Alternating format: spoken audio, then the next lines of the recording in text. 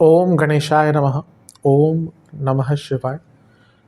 मैं निखिल ज्योतिष आचार्य आप सभी का मेरे चैनल पर पुनः स्वागत करता हूं। आशा करता हूं कि आप सभी स्वस्थ होंगे। महादेव की कृपा आप सभी पर सदैव बनी रहे। ये वीडियो मिथुन यानी कि जमिनाई के लिए बहुत विशेष है, क्योंकि वीडियो है 14 से 20 जुलाई 2025 के साप्ताहिक राशिफल के बारे में। कैसा रहेगा आने वाला सप्ताह मिथुन के लिए। जो मेरा साप्ताहिक राशिफल होता है वो प्रमुखतः चंद्रमा और उनकी गति पे आधारित होता है। चंद्रमा एक ऐसे विशेष ग्रह हैं जो बहुत तेज़ गति से तो भागते ही हैं, साथ ही में मन के कारक होते हैं और इनकी विशेषताएं तो बहुत है, लेकिन जिस भी भाव में जाते हैं ग्रहों के साथ संबंध संपर्क बनाते हैं उनको बहुत एक्टिवेट कर देते हैं। इसलिए डे टू डे एक्टिविटीज़ पर उनका इम्पैक्ट डायरेक्ट होता है और इसलिए साप्ताहिक राशिफल की विशेषता बहुत होती है। क्या प्रभाव रहेगा आने वाले सप्ताह में चंद्रमा के इस गोचर का हमारे जीवन पर, क्या संभावितः अच्छा हो सकता है, क्या संभावितः बुरा हो सकता है, इन सभी चीज़ों को समझने के लिए, जानने के लिए, पहचानने के लिए ये जो साप्ताहिक राशिफल होता है ये अति विशेष होता है। यदि आपकी लग्न राशि या चंद्र राशि मिथुन है, दोनों ही गाइडेंस के लिए इस राशिफल को देख सकते हैं। जहाँ से ज़्यादा सूट करता है और रिलेट करता है वहाँ से इसको ऑब्जर्व कीजिए। व्यक्तिगत तौर पे मेरा मानना है लग्न राशि से देखेंगे तो अच्छा है। इनकेस नहीं पता है आपको अपनी लग्न राशि तो आप अपनी चंद्र राशि से भी इसको ऑब्जर्व कर सकते हैं। शुरू करते हैं इस अत्यंत महत्वपूर्ण साप्ताहिक राशिफल का। चंद्रमा आपके अष्टम भाव को छोड़कर आपके नवम भाव यानी कि कुंभ में प्रवेश कर जाएंगे। ये होगा 14 जुलाई 2025 को और 15 जुलाई रात के करीबन 11:57 तक PM तक यहीं पर रहेंगे। चंद्रमा का नवम में आना अच्छा ही माना जाता है। धन स्थान के स्वामी हैं, नवम में आ रहे हैं और राहु के साथ बैठे हैं। अचानक से धन की प्राप्ति, विदेश से धन की प्राप्ति, भाग्य अचानक से उन चीज़ों में साथ देना शुरू कर देगा जिसमें अब तक वो खामोश बैठा था या फिर चुप बैठा था। गुरु की दृष्टि है, ये भी अच्छा है, क्योंकि भले ही बाधक एज है लेकिन लग्न में बैठे हैं और आपके सूर्य के साथ बैठे हैं यानी कि तीसरे भाव के स्वामी, तो काम भी आगे बढ़ेंगे। केमद्रुम योग भी समाप्त हो गया, क्योंकि यहाँ पे अब राहु को तो उसमें कंसीडर नहीं करते लेकिन आगे शनि है। तो हफ्ते का ये जो शुरुआती भाग है आपके लिए काफ़ी हद तक ठीक है, अच्छा दिख रहा है। यहाँ पर बस ध्यान ये देना है कि मंगल की दृष्टि है और मंगल की दृष्टि क्या है, अंगारक दोष युक्त मंगल है। तो बॉसेस के साथ, घर के बड़ों के साथ, पिताजी के साथ मतभेद हो सकते हैं, बहस हो सकती है, उससे बचिएगा। अच्छी चीज़ ये क्या है कि मंगल आपके लाभेश भी हैं और छठे घर के स्वामी भी हैं और एक उपचय भाव में बैठे हैं। 3 उपचय भावों को कनेक्ट कर रहे हैं यानी कि 11, 3 और 6। जैसा मैंने शुरू में ही कहा था, हफ्ते का शुरुआती भाग कई बिगड़े हुए कामों को या रुके हुए कामों को आगे बढ़ाएगा। बस ध्यान ये देना है कि राहु चंद्रमा है, ग्रहण दोष है, इसीलिए जहाँ पे कन्फ्यूजन हो, क्लैरिटी की कमी हो, वहाँ पर कोई निर्णय मत लीजिएगा। कुछ लोग ज़्यादा आपको प्रभावित करेंगे, कुछ सिचुएशंस आपको मजबूर करेगी डिसीजन लेने के लिए, लेकिन जहाँ पे आपको नहीं है श्योरिटी वहाँ पे आपको आगे नहीं बढ़ना। नवांश कुंडली बता रही है कि जैसे मैंने अभी कहा कि जहाँ पे अनडिसाइडेड है वहाँ पर कुछ डिसीजन नहीं लेने, वहाँ पे कुछ आगे नहीं बढ़ने की आवश्यकता। दशांश कुंडली कार्य क्षेत्र में आप थोड़ा सा ना ऑफिस पॉलिटिक्स से बच के रहिए। कुछ चल तो रहा है, आपको भी प्रतीत होता है, उससे बचिए और उसको काउंटर करने की कोशिश कीजिए। बिज़नेस की जहाँ तक बात है, ठीक है, ऐसी कोई दिक्कत नहीं दिख रही। बस अपने बिज़नेस के पूरे मैनेजमेंट पर ध्यान दीजिए जिसमें प्रॉब्लम दिख रही है। लव लाइफ, लड़ाई झगड़े होने की संभावना बहुत ज़्यादा है। जहाँ तक वैवाहिक जीवन की बात है, आप चीज़ों को बहुत कंट्रोल करने की कोशिश कर रहे हैं, इसी कारण से जो प्रॉब्लम है वो बढ़ती जा रही है। स्टूडेंट्स, बहुत अच्छा टाइम है लेकिन आप मेंटली एग्जॉस्टेड लगते हैं। अगर कोई एग्ज़ाम वगैरह नहीं है तो एक ब्रेक अवश्य ले लीजिएगा, आगे चलकर बहुत काम आएगा। सेहत के दृष्टिकोण से एंग्जाइटी, स्लीप डिसऑर्डर और एसिडिटी, बीपी की प्रॉब्लम भी जिनको रहती है ध्यान दें। सर्वाष्टक में आपका 11वां घर बली है।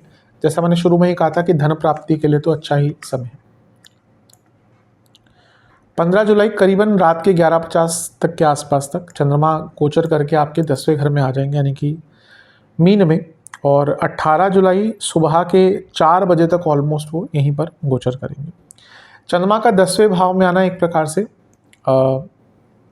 अच्छा ही माना जाता है। वो धन स्थान के स्वामी हैं जो अर्थ त्रिकोण भी है यानी कि करियर में आगे बढ़ने के मौके, कार्यों की पूर्णता के मौके। धन स्थान का स्वामी शनि के साथ बैठा है जो भाग्य स्थान के स्वामी हैं और कर्म भाव में, और शनि अष्टमेश भी हैं। जॉब चेंज करने की बात हो, जीवन में नए मौके ढूंढने हो, हर चीज़ के लिए समय अच्छा है। मंगल की दृष्टि अभी भी बनी रहेगी, इसको भूलना नहीं चाहिए। अब मंगल शनि का मिलन हो गया और चंद्रमा ने उनको ज्वाइन कर दिया, तो ये बस एक ही चीज़ है कि अपनी वाणी की उग्रता पर ध्यान दीजिएगा। बहुत ऐसी चीज़ें बोल देंगे जो बाद में पछताएंगे, लेकिन वाणी के जो बाण हैं एक बार निकल गए तो निकल गए, फिर वापस नहीं ले जा सकते। तो बहुत कंट्रोल कीजिएगा। विष दोष भी बना हुआ है यहाँ पर। कार्य क्षेत्र में कभी कभी थोड़ा मन कम लगेगा, फोकस भी कम हो सकता है, तो गुस्सा भी आ रहा है, मन भी कम लगेगा। ये सारी ही चीज़ें कार्य क्षेत्र में थोड़ा सा प्रॉब्लम्स क्रिएट कर सकती हैं। कोई रुका हुआ धन था, रुका हुआ पैसा था, कोई इंक्रीमेंट्स रुके हुए थे, कुछ एरियर्स रुके हुए थे, वो सब प्राप्त होने की उम्मीद है। यहाँ से दोनों ही चौथे घर को देखेंगे, इसलिए अपने इमोशनल हेल्थ पर बहुत ध्यान दीजिएगा। नवांश कुंडली बता रही है कि ये ऐसा समय है जब आपको अपने जीवन में कम बोलना है, क्योंकि अभी होगा कि आप वह चीज़ें बोलेंगे जो बोलना नहीं चाहते या नहीं बोलनी चाहिए। उपयुक्त तो समय नहीं है और इसके कारण प्रॉब्लम होगी। दशांश कुंडली कार्य क्षेत्र में सब ठीक है, ऐसी कोई दिक्कत नहीं है। बस जहाँ पे कुछ क्लैरिटी नहीं है वहाँ पे पूछ लीजिएगा, रेदर देन कि आप वहाँ पे चांस लें या हीरो बनने की कोशिश करें, पूछ लीजिएगा। वैवाहिक बिजनेस में थोड़ा सा नुकसान हो सकता है, मे बी आपकी गलती ना हो लेकिन सर्कमस्टांसेस के कारण। लव लाइफ कोई छोटी मोटी दिक्कत है तो माफ़ करके आगे बढ़ने का प्रयास कीजिए। वैवाहिक जीवन में कभी कभी अपने पार्टनर को और अपने लिए स्पेस निकालना चाहिए। हफ्ते का अंतिम टाइम वैसा ही दिख रहा है। स्टूडेंट्स की जहाँ तक बात है, थोड़ा कॉम्प्लिकेटेड रहेगा टाइम, चीज़ें आपको समझ नहीं आएंगी, आपके विचार और आपके एंटिसिपेशन से विरुद्ध ही होंगी। सेहत की जहाँ तक बात है, नसों की प्रॉब्लम, कफ रोग और पैरों के रोग। सर्वाष्टक में आपका अष्टम भाव अत्यंत बली है, जो अंकित करता है कि थोड़ी सी अनिश्चितता रह सकती है। जॉब चेंज के लिए अच्छा टाइम है, लेकिन जीवन में थोड़ा सा अनिश्चिततापूर्ण समय बीतेगा। 18 जुलाई सुबह के करीबन 4 बजे के आसपास चंद्रमा आपके 11वें घर यानी कि मेष में आ जाएंगे और सप्ताह के अंत तक यहीं पर रहेंगे। चंद्रमा का 11वें घर में आना बहुत अच्छा होता है, मैं हमेशा बताता हूँ। बहुत बड़ा अच्छा भी लगता है कंसल्टेशन में बहुत अच्छा लगता है। देखिए कि लोग कनेक्ट करते हैं और याद भी रखते हैं चीज़ें जो मैं राशिफल में बताता हूँ। जैसे मैं हमेशा कहता हूँ, धन स्थान का स्वामी लाभ स्थान में या लाभ से कनेक्शन धन का लाभ का, तो राजयोग बनता है। तो कई बार कंसल्टेशन में भी लोग बोलते हैं कि हाँ मेरा ऐसा राजयोग है, मेरे को अच्छा लाभ इस टाइम में मिलता है। बहुत अच्छा लगता है कि केवल राशिफल से ही लोग इतना ज्योतिष सीखने का प्रयत्न करते हैं और उससे कनेक्ट भी करते हैं।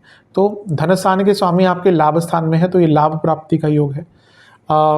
यहाँ पर बस ध्यान ये देना है कि चंद्रमा जो है वो केतु से दृष्ट हैं, तो पर्सनल लाइफ और इमोशनल लाइफ पर ध्यान दीजिएगा और ज़्यादा हताश मत होइएगा। यहाँ पे क्या होगा ना, जो आपके पास है उससे आप खुश नहीं होंगे, जो आपके पास नहीं है उससे उदास अवश्य होंगे। और जब व्यक्ति ऐसा करना शुरू कर देता है ना, तो उसको बचने की संभावना या आगे बढ़ने की संभावना उसके जीवन में बचती नहीं है। सूर्य का गोचर भी वैसे 16 जुलाई को हो चुका होगा, लेकिन उसका कुछ प्रभाव नहीं पड़ रहा है, इसलिए मैंने ज़्यादा अंकित नहीं किया, लेकिन दिखाने के लिए कि हाँ सूर्य का गोचर भी हो चुका होगा। तो 11वें घर के जो चंद्रमा है, ये आपको धन की पूर्ति करवा सकते हैं, धन का लाभ दिला सकते हैं, लेकिन जैसा मैंने कहा ना, बहुत ज़्यादा आप अपने जीवन को एंजॉय नहीं कर पाएंगे और कंपैरेटिवली या कंपैरिजन्स में बहुत घिरे रहेंगे कि उसके पास ये है, मैंने इतनी मेहनत करी, मेरे को ये नहीं प्राप्त हुआ। तो इन चीज़ों से अपने आप को जितना दूर रख सकते हैं आपके लिए अच्छा रहेगा, क्योंकि जितना हमारे पास है और प्राप्त करने की प्रेरणा और प्राप्त करने की मेहनत अवश्य करनी चाहिए, पर दूसरों को देख कर कि उसके पास ये है मेरे पास ये नहीं है, इस भाव में कोई भी व्यक्ति आता है तो वो खुश नहीं रह पाता। नवांश कुंडली, क्योंकि कई लोग हैं हमसे जो बहुत नीचे हैं, जिनके पास बहुत कुछ भी नहीं है। लोग ये बोलते हैं कि मेरा पैकेज 1.5 लाख का है बस, लेकिन कई लोग हैं जिनकी सालाना इनकम वो नहीं है हमारे देश में। तो सालाना उनकी फैमिली इनकम शायद सालाना नहीं होती 1.5 साल में, 1.5 लाख एक साल में। तो जो है उससे हफ्ते के अंतिम भाग में उसको पर्याप्त माने, आगे बढ़ने की प्रेरणा ले, लेकिन कंपैरेटिव ना हो। नवांश कुंडली बताती है कि जो भी प्रॉब्लम्स हैं उनको फेस करिए, उनसे भागिए मत। दशांश कुंडली कार्यक्षेत्र में कुछ नया काम मिलने की संभावना है। दशांश बिजनेस की जहाँ तक बात है, वैसे सब ठीक है, लेकिन थोड़ी नेगेटिविटी दिख रही है पार्टनर्स के द्वारा। अगर पार्टनरशिप वाला बिजनेस है तो प्रॉब्लम्स आ सकती है। लव लाइफ ज़्यादा सोशली एक्सेप्टेबल होने के चक्कर में, सोशल मीडिया के चक्कर में एक जो इनोसेंस होती है रिलेशनशिप की, अगर वो ख़राब हो रही है या फिर दूसरों को दिखाने का, दूसरों के इन्वॉल्वमेंट से ऐसा हो रहा है, तो इस पर काबू पाइए। जहाँ तक वैवाहिक जीवन की बात है, बहुत कन्फ्यूजन दिख रही है। स्टूडेंट्स, आपकी तैयारी पूर्ण नहीं है, लेकिन आपको लग रहा है या लगेगा हफ्ते के अंत में सब कुछ ठीक है। एक बार रिवीजन कीजिएगा, कई चीज़ें क्लियर भी हो जाएंगी, कई गलतफहमियां भी दूर हो जाएंगी। सेहत के हिसाब से नसों की प्रॉब्लम, गले के रोग और लोअर बॉडी में इन्फेक्शन आदि तंग कर सकता है। सर्वाष्टक में आपका लाभ स्थान ही बली है। हफ्ते के अंतिम भाग में कोई बहुत पुराना काम रुका हुआ या पुराना पैसा रुका हुआ आ सकता है।